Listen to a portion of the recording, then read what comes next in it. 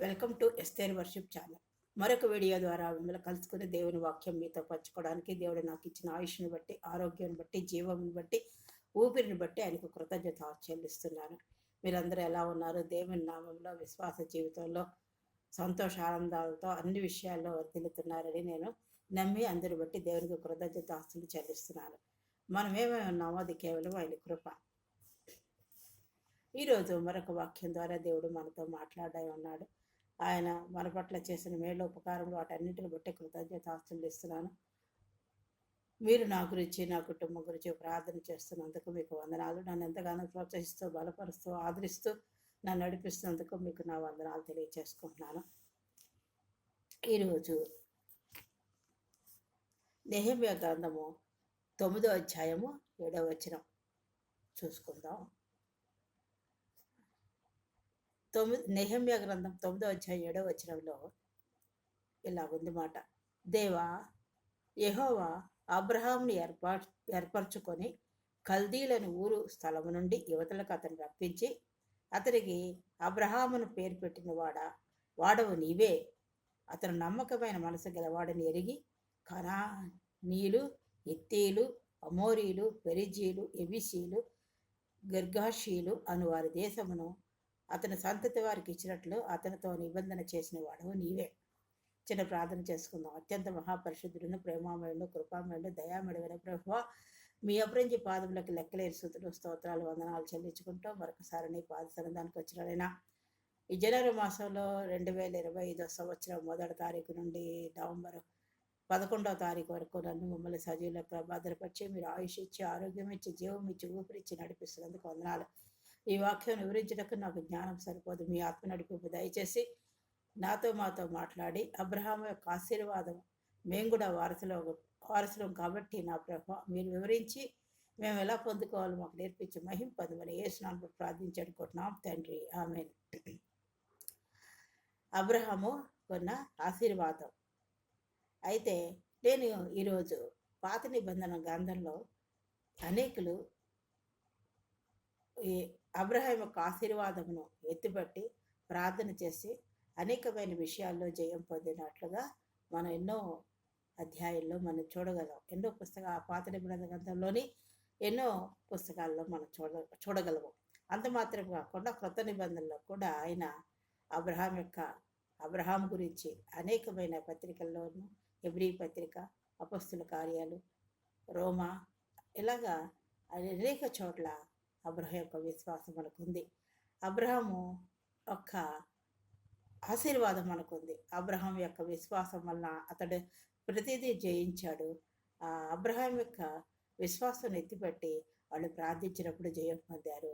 మనం కూడా, ఎందుకంటే భూమి మీద సమస్త వంశములు ఆయన ద్వారా ఆశీర్వదింపబడతారు అని దేవుని వాక్యం ఉంది కాబట్టి మనం కూడా ఆ వాగ్దానం ఎత్తిపట్టి ప్రార్థన చేసుకొని మనకేది అసాధ్యమై ఉన్నాయో మన తండ్రి అయిన అబ్రహాం యొక్క ఆశీర్వాదం ఎత్తిపట్టి మనం కూడా పొందుకోవచ్చని ఈ వాక్యం ద్వారా మనము తెలుసుకోవచ్చు మాట.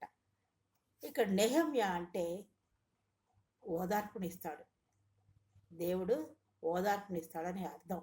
ఇది హీబ్రూ మూలం నుండి వచ్చింది. ఇక్కడ దేవుడు అబ్రహామును ఎలా ఎంచుకున్నాడో ఈ నెహెమ్యా అంటున్నాడు మాట. ఏమని? దేవ ప్రార్థన చేస్తున్నాడు. అతను యెరూషలేము గోడలు కూలిపోయినప్పుడు కట్టాలని దాని గురించి ప్రార్థన చేసుకుంటూ రాజు దగ్గరికి వెళ్ళడం అదంతా ఆ గ్రంథంలో అవన్నీ ఆయా అధ్యాయంలో ఉంటుందన్నమాట. ఈ 9వ అధ్యాయం 7వ వచనంలో ప్రార్థిస్తున్నాడు ఇతరుడు. దేవ యెహోవా అబ్రహామును ఏర్పరచుకున్నావు, వాగ్దానం చేశావు, సమస్త జనముల కంటే హెచ్చిస్తారని, ఆకాశ నక్షత్రముల వలె నీ సంతానము విస్తరింపబడుతుందని నువ్వు చెప్పావు కదా అని అంటూ ఎక్కడి నుంచి రప్పించాడట అబ్రహామును? ఊరు అను స్థలం నుండి యువతులకు రప్పించి అతనికి అబ్రహామును పేరు పెట్టిన వాడవు నీవే. అతను నమ్మకమైన మనసు గలవాడని నీవు ఎరిగి ఉన్నావు. అతని నమ్మకం ఎందులో? నమ్మకం కరువులో, శ్రమలో, శోధనలో, పిల్లలు లేనప్పుడు, తర్వాత ఆ భార్యని చెల్లెలని చెప్పుకున్నప్పుడు వచ్చిన శ్రమ, కరువులో శ్రమ, ఇలాగా పిల్లలు లేరని అనేక మంది అనేక రకాలుగా వాళ్ళని అనేది ఉండవచ్చు. వాటిల్లో నుంచి శ్రమ, తర్వాత హాగరు ద్వారా ఇష్మాయిల్ పుట్టడం, ఇవన్నీ వీటన్నిటిలో కూడా అతని నమ్మకం, అంటే అనేక పరిస్థితులు వచ్చినప్పటికీ కూడా దేవుని నుండి తొలగిపోకుండా నమ్మకంగా విశ్వాస జీవితంలో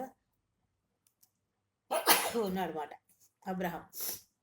అందుని బట్టి దేవునికి కృతజ్ఞతాస్తులు చెల్లిస్తున్నాం. ఎందుకంటే మనం కూడా ఎన్నో పరిస్థితులు మనకు వస్తాయి, కష్టాలు, శ్రమలు, శోధనలు, కరువు, బాధలు, ఇరుకులు, ఇబ్బందులు, ఇలా ఎన్ని వచ్చినప్పటికీ మన నమ్మకాన్ని విడిచిపెట్టకూడదు అన్నమాట.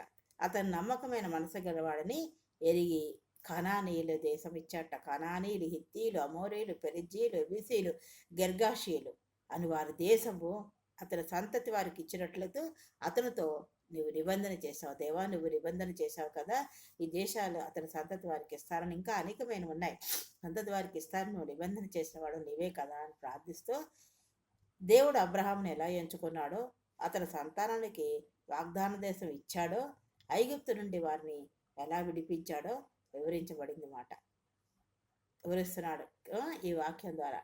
ఆయన దేవుని ఆశ్చర్యకార్యాలు, అద్భుతాలు వివరించబడింది. అందులో ఇంకా కిందకు వెళ్తున్న కొద్దీ ఆయన అద్భుత కార్యాలు, వాళ్ళని ఇశ్రాయేల్ ప్రజలు నడిపించడం, వాగ్దాన దేశాన్ని నడిపించడం, ఆయన నిబంధన చేశాడు నడిపించడం, ఇశ్రాయేల్ ప్రజలు నడిపించడం, ఆ అరణ్య మార్గంలో వాళ్ళకి ఎన్నో ఆహార విషయంలో, నీటి విషయంలో, అనేకమైన విషయాల్లో, ఎర్ర సముద్రాన్ని దాటడంలో ఎన్నో ఆశ్చర్య కార్యాలు, అద్భుతాలు చేశాడు అని వివరించబడింది మాట.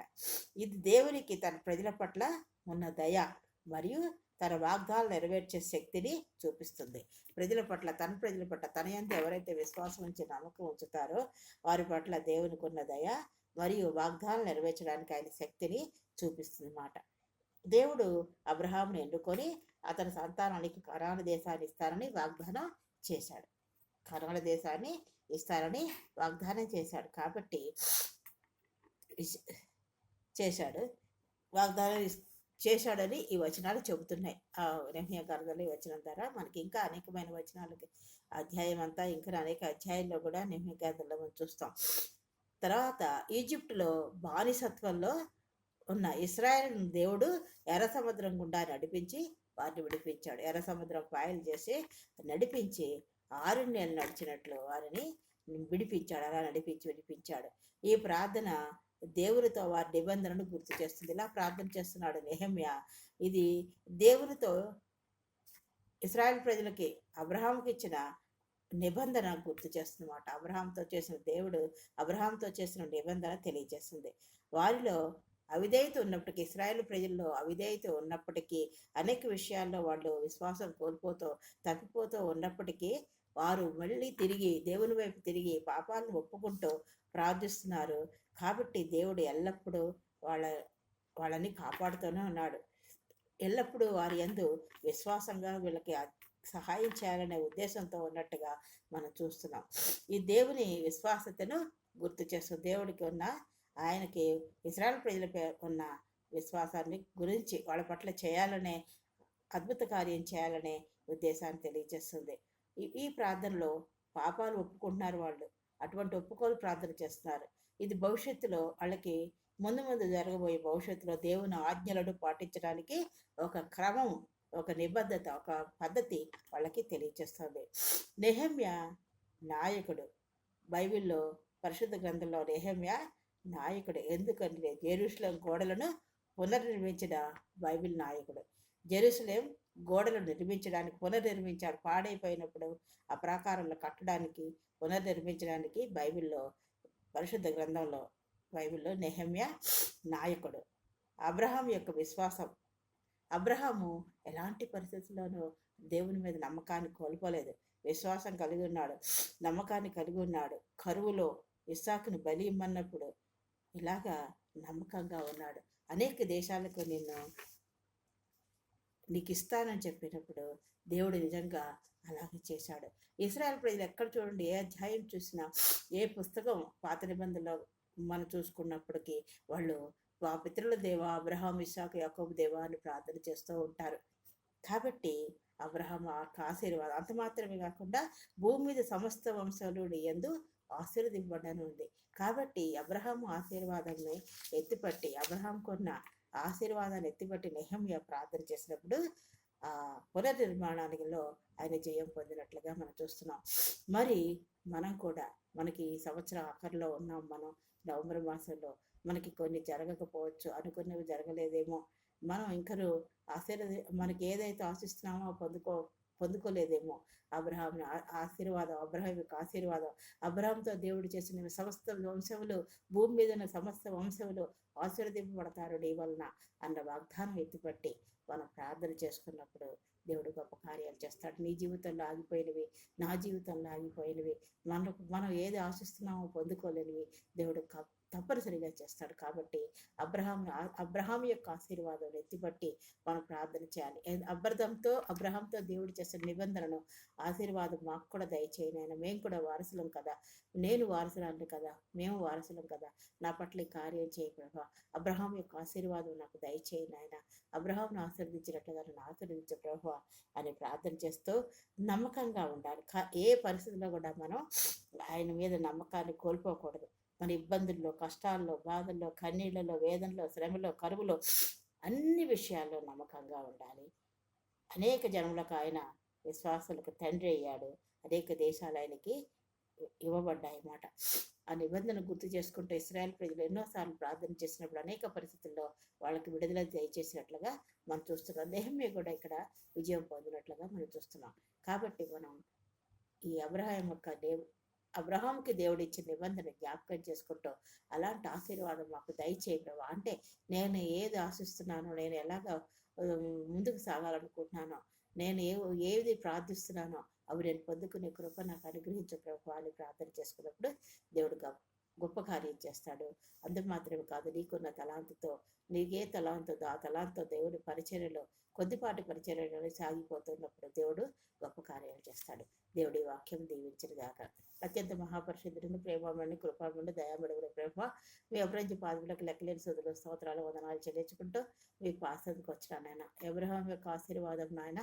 మరి నెహెమ్యా జీవితంలో ఎలాగా అడుగడుగుని ప్రార్థించినప్పుడు ఎలాగా విజయం పొందాడో, మరి మేము నాయన, మేము ఎన్నో ప్రార్థన అంశాలు మీ సన్నిధిలో పెట్టి ఉన్నాం ప్రభా.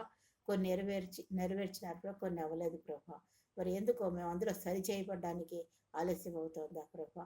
మరి అబ్రహాం యొక్క ఆశీర్వాదానికి మేము వారసులం కాబట్టి ప్రభా, మాకు కూడా మేము ఏదైతే అడుగుతున్నామో పొందుకునే కృపని, అటువంటి బలమైన ప్రార్థనని, బలమైన విశ్వాసం, నమ్మకమును మాకు దయచేసి మీరే మహింపదమని, అటువంటి విశ్వాస జీవితంలో, నమ్మకత్వంలో, ఏ పరిస్థితుల్లో ఆయన మీ మీద ఆనుకునే కృపని మాకు దయచేసి మహింపదమని మీ ప్రియకుమారుడు మా రక్షకుడైన యేసుక్రీస్తు వారికి నీ పదాలు పట్టుకుని అతి మిక్కులనగా వేడుకొచ్చున్నాం తండ్రి, ఆమేన్. ఈరోజు నెహెమ్యా గురించి చూసుకున్నాం.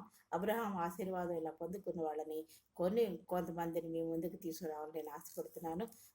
నా గురించి నాకు ఆత్మీయ జ్ఞానం దేవుడు అనుగ్రహించలాగిన మీరందరూ నా గురించి, నా కుటుంబం గురించి ప్రార్థన చేయండి. మీ గురించి, మీ కుటుంబాల గురించి మేము ప్రార్థన చేస్తున్నాం. దేవుడు మిమ్మల్ని అందరినీ దీవించను కాక. ఈ వీడియోని ఇంతటితో నేను ముగిస్తున్నాను. నన్ను ఎంతగానో ప్రోత్సహిస్తూ, బలపరుస్తూ, ఆదరిస్తున్నందుకు మీకు వందనాలు. అలాగే ఇంకా నన్ను ప్రోత్సహించాలని, సబ్స్క్రైబ్ చేసుకోవాలని కోరుతూ మీకు నా వందనాలు తెలియజేసుకుంటూ ఈ వాక్యాన్ని ముగిస్తున్నాను. దేవుడు మిమ్మల్ని అందరినీ దీవించను గాక. ఆమేన్.